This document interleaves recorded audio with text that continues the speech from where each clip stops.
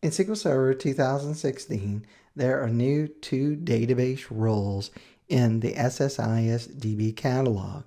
Previous versions of the catalog had the SSIS underscore admin role. This role enabled access to view contained logging output, but a new one's been added, and it's the database level row SSIS underscore log reader. This grants permission to access the views that contain logging output so users without the administration can view the particular logs. There's also one called SSIS underscore monitor. This role supports the always on feature of SQL Server 2016. It is for internal use only by the SSIS catalog. Now, the new runtime lineage logging level in the SSIS catalog, which we saw during the properties of the SSIS database, it collects the data required to track the lineage information from a data flow. You can actually pause the lineage information and map the relationship between tasks. This helps developers and other software vendors build custom lineage mapping tools in the SSIS DB catalog. Previous versions of the catalog let you choose from 4 built-in logging levels. One was none, the other was basic, which we saw, and also performance or verbose. SQL Server 2016 added this runtime lineage. You can now create and save multiple customized logging levels, which DBAs and ETL developers are excited about. People have even written their own custom ones and use it as open source. By picking this logging level, every time you use it, you can use it running a package. Customized logging levels selects only the statistics and events that you actually want to capture and report. You can optionally include event context to see the variable connection strings, task properties, and variable values. Something really people are excited about is the era column name. This was very difficult in previous versions.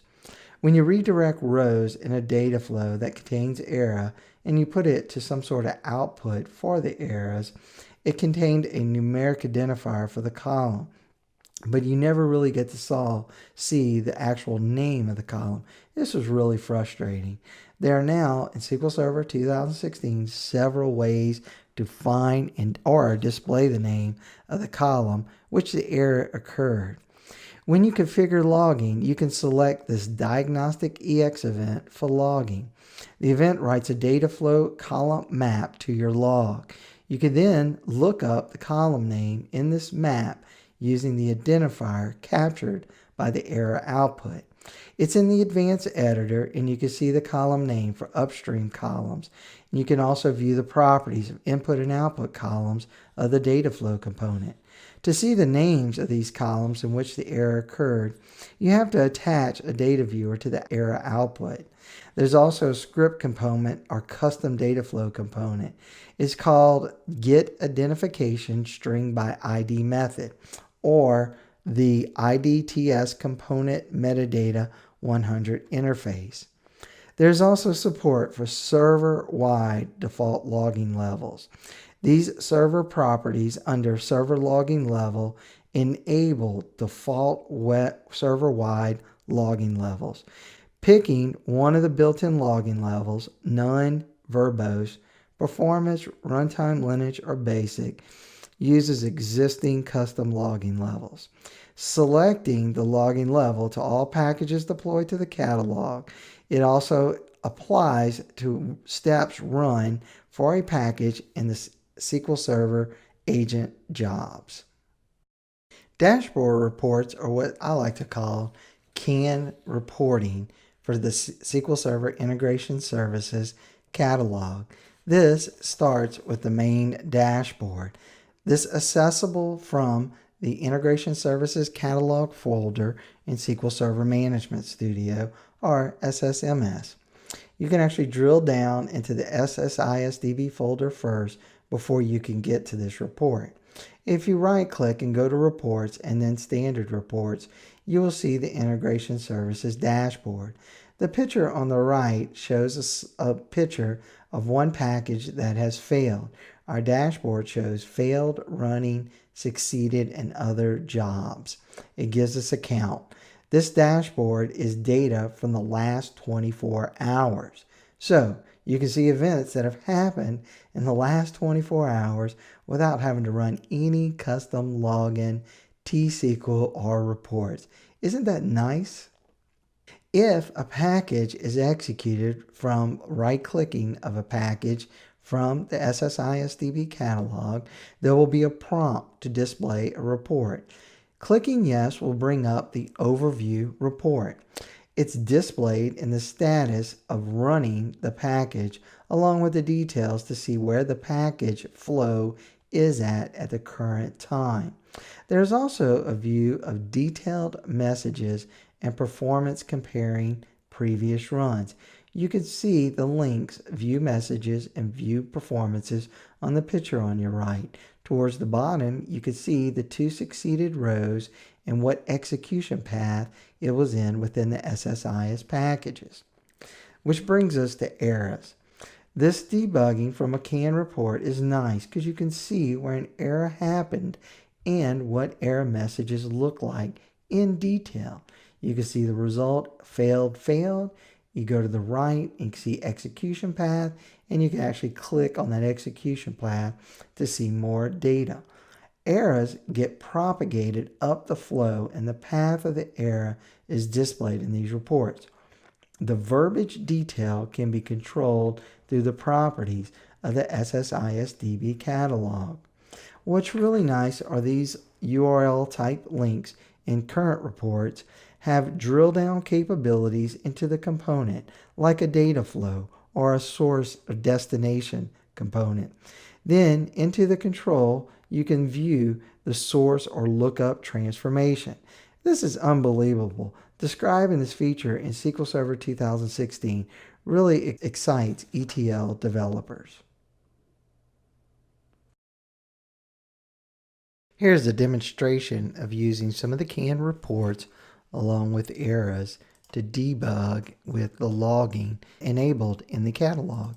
So we're going to drill down in Management Studio to Integration Services, Catalog, and then the SSIS DB. We'll go to Learn Now, the folder LearnNowOnline, our project, and our packages. We're going to right-click the parent package and execute. Of course, at this time, we can change some of the project parameters. If you also notice when we right-click, there's actually a configure where you can configure the parent package as well as the project for the particular connection managers or the parameters themselves. Many options with the SSIS DB catalog. So when we click OK and accept the parameters as is, we're going to be asked if we want to view the report. We'll click yes, and we should get a running status initially. While it's running, we can actually refresh or drill into any messages. You can also see at that point in time how far into the parent package it had gotten. You see that it ran category and subcategory. But when I refresh this, my status should change to fail. So when I scroll down, I'll see the rows with fail. Now it propagates up the errors, so you can see it started in the parent package, got to the particular parent package, and then to product. Then in product, it was at dim product and import product dimension. If we click on that part of the execution path, we'll be given details of what the error was. And what we can see is that it's the lookup input and the get subcategory key. So there's a failure there in our particular package. So what we're going to do is go back into SQL Server Data Tools. We're going to open up that solution that we were working with that caused this error. And once we get that particular one opened up, we'll be able to drill into that particular package. So when we go to dim product and then go to the data flow task that the error is associated with, we can look at that import product dimension and get subcategory key. Now what it did is it said if there was no matching, fail the component. But what we really wanted was ignore failure, and then our package handles later a -1 as the key that it didn't get looked up as. I'm going to go ahead and right click and execute just to make sure that the error did not occur. And while that's executing, I'm going to go back to Management Studio, right click on my SSIS-DB catalog database, go to Reports, and we'll see under Standard Reports the Integration Services dashboard. When we click that, it's going to look at the last 24 hours and show us the 2 failed jobs. So even though we executed from the catalog, if this is scheduled in the SQL Server agent, in the mornings we can get to the failed jobs, go drill into them in an overview setting, and pretty much get the same report that we saw earlier. So you can do it running the package as well as looking at the dashboard later on. So let's flip back over and see if we have a successful run, and we do. So I'm going to close this, and before we can run it from the SSIS DB catalog, we need to redeploy. So I right click on the project. All my default parameters saved before should be correct, and all I want to do is click next and deploy through this particular wizard. If I'm concerned about that, I can actually review it at that particular time. So now I'm going to go back to that original parent package. It should be already deployed again, and I'm going to click execute. It's going to give us the same prompt for the project parameters. When we click OK, it's going to prompt us for that same report. We'll see that the report is currently running, and as we refresh it, we'll eventually see succeed. So now, if I had a bad deployment where it failed again, I can actually right click on the project and go to versions. Here's where I can revert back by selecting one of the previous versions. Say I want the one back at 4.10, and I can say restore to selected version, and it actually overwrites the current used package. So this is an example of using the version. In the slides, we enforce that this is not source control. This is a way to control versions that you deploy. So don't use it as source control. Make sure you use it as just a versioning. And here we can restore back to that selected version, click OK, and we're on the current version. And we could test it again by executing, getting the prompt for the parameters, clicking OK, and then getting the report. And again, the report's going to show running, and if we refresh it, it's going to show succeed. So if I go right click to versions and I revert back to that previous version and go ahead and execute this, I'm just going to execute the actual product dimension, get my report, and I could see after I refresh it that it failed again. So here you can see how using the versions in deployment can test what particular package had been deployed. You also see in the overview of the, let's get back to our dashboard. We're looking at the individual reports. Go back. If I refresh, I should see some succeeds now. Let's close those. Right click, reports, integration services dashboard. We have our 4 succeeds. So now you can see the difference between a failed job and a succeeded job. Also, there's an execution performance. I really like this because what it's going to do is going to show me over time how my package is running. So when I come in the morning, if I see a spike for a particular day, I need to investigate to see what that spike was all about. This shows the catalog does our error logging, our execution performance logging, along with the progress of each individual package. With any release of SQL Server 2000 integration services, including in 2016, they're always expanding with the on-premise database. And the main thing has to do with connections to the database. So this is no different than in SQL Server 2012 or 14, but in this version we're releasing new OData source and OData connection managers. They support version 3 and 4 protocols. In version 3 v3 protocol, it now has Atom and JSON data formats. In v4 protocol, it's just the JSON data format. Excel 2013 and 16 have been released between 2014 and 2016. So now the Excel Connection Manager, the Excel Source, Excel Destination, and even the Import-Export Wizard now provide explicit support for 2013 data sources. Also, the Manager, Source, and Destination do the same explicit support for 2016. So usually we didn't get these. We were always a version behind, and now they're all supported. The next one is for Hadoop systems. Support for HDFS contains connection managers to connect to Hadoop clusters and tasks to do common HDFS operations. The file destination supports the ORC file format, in addition to text and Evro. Hadoop also has support for basic and Kerberos authentication. The file source and file destination components support text and Evro format. The system task now supports copy within Hadoop option in addition to the copy to Hadoop and copy from Hadoop options.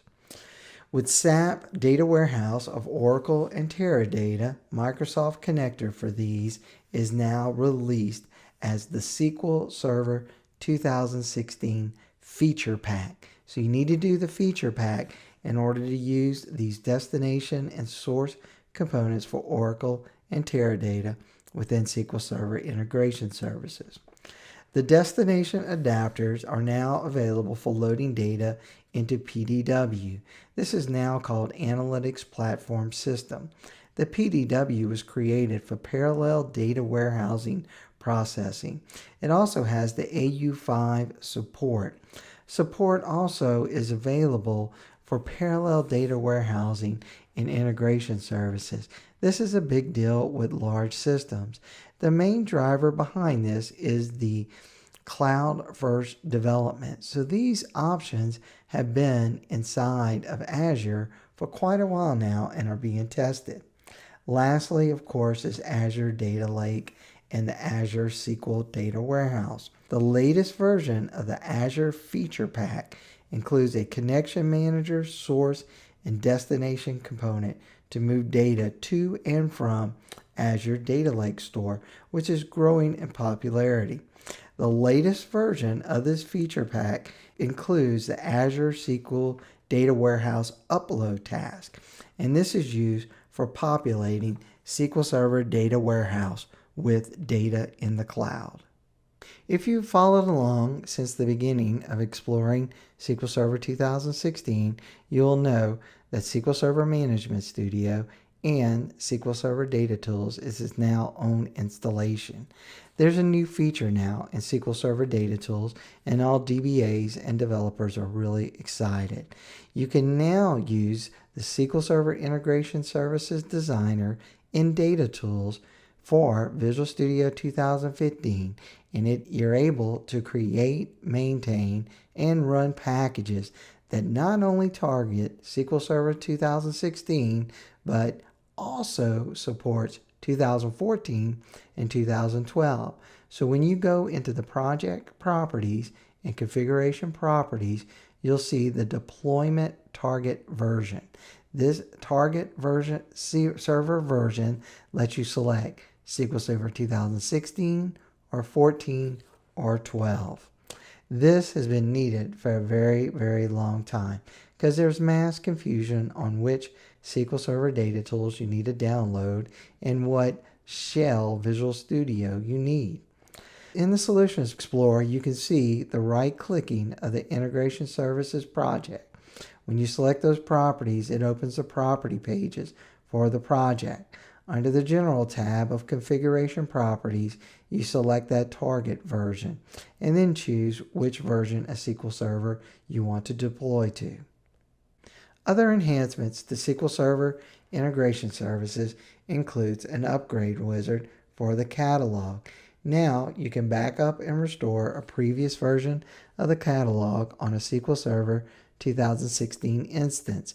When you update it, the database is recognized as being older than the current version. This occurs when one of two of the following two conditions are true. Number one, you restore the database from an older version of SQL Server. Number two, you did not remove the database from an always-on availability group before upgrading the particular SQL Server instance. When you do this, it prevents the automatic upgrade of the database. There's support now for always-on. Always-on availability group feature is a high availability and disaster recovery solution. It's an enterprise-level alternative to the old database mirroring, which is being deprecated. Availability groups support a failover environment, and it is a discrete set of user databases known as availabilities databases that can fail over together. SQL Server 2016 with integration services introduces a new capability. It is easily able to deploy a centralized catalog, the SSIS-DB database. You want to provide a high availability for your SSIS-DB database, which is your catalog for integration services. Its contents, packages, projects, logs, and even environments can be added to an availability group. And just like other user database, when something happens that causes a failure, one of the secondary nodes can automatically become the new primary node, and none of your packages fail to be executed. There's a big deal with Always Encrypted now, and you can use the ADO.NET source and destination with integration services. They are able to transparently encrypt and decrypt data because the column encryption setting has to be enabled. With the ADO.NET provider, you can access the column master key that protects data in a particular always encrypted database. And when a package is executed, an SSIS package on the same machine under the same identity, the ADO provider can access a certificate. And if it can access the certificate, it can encrypt and decrypt the columns that you need. If you try to execute an SSIS package on another machine, you need to make the master key available on that machine. In case of certificate, you can export and import the certificate to the target from the source to the target machine. This is a big security benefit. You can get the database to be removed from an attack area that someone might try to get your data. And this encryption enables it not to be readable. The SSIS package operates under the plain text values of the column. You can use the sensitive information and never make it visible outside of the SSIS package. But there are limitations. It's only supported with the ADO.NET provider. It also is not supported with OLEDB providers, and therefore the OLEDB provider related transformation tasks like fuzzy lookup cannot support always encrypted. Even the execute SQL task when parameter binding can't encrypt some of the SQL types. So you need to look at anything that can use the ADO.NET provider, because that's where the support for the certificate or the master key is provided. There's also some data types: money, small date time, unique identifier, date time offset are not supported. The new auto adjust buffer size, if it's set to true, is a new feature. This helps the data flow engine automatically calculate buffer size. That way you don't have to test different property settings for buffer size. Now it's done automatically, and many people are excited about this. The really big deal is incremental deployments. This helps deploying the changes of a package in a project that were updated. This is a much needed change in SSIS DB catalog, and SQL Server 2016 implements it well, and I'm sure you're going to be excited about it. Let's look at a demonstration of incremental deployments as well as the new control template that you can build in SSIS. I'm going to go to SQL Server Management Studio and execute one of the packages previously deployed. This package is going to give me an error. I'm going to execute, click OK, then click Yes to receive the report. The report originally is going to be displaying a running status. You can see it right here, but it already got to the failed part. So we have one particular package, dim product, that's failing. I'm going to go to the package itself in SQL Server Data Tools, and I'm going to correct the error. So I'm correcting one package out of actually 4 packages. When I finish correcting this package, I don't want to deploy the whole project again, which is where you right click and deploy the project. What I actually want to do now, and this is new to SQL Server 2016, is just deploy that one package. So I can right click on the package, click deploy, click next. It knows that I want that particular package. It sees the destination. I can always go back up and see select the source. And now you'll see a new display for select sources you didn't see while deploying a project. Here I can check which ones I want to deploy. You notice the 3 that didn't get a change are not loaded, whereas dim product is. That's the only one I want, so I'm going to click next. And if you notice, you actually have some passwords to apply, as well as some browsing you can do, and changing it from a package deployment to a project deployment. All this can be changed during this wizard. But if I click next and deploy, I will see a new version of just that package deployed. If I go to Management Studio and right click on the project itself and look at versions, I'll see a new version deployed, but this is only a partial one. If I was to revert back, all that would be reverted back is the dim product. But since I know I just changed the dim product, if I execute the whole parent package again, I'll get the report, and I will see as it progresses from running to succeed, I no longer get the error. So that's the partial deployment. And if I was to revert back in Management Studio, I would get that as well. The next thing is a new folder in a solution or project called Control Flow Templates. This is Microsoft's first attempt to create partial packages. Here I have one called dim product, DTS-XT. It's a data flow task that just does specific things for a particular product dimension. If I were to create a new package in here, I can actually drag and drop that onto my desktop and actually use that particular template. Now, what that is just a first introduction to the templates themselves.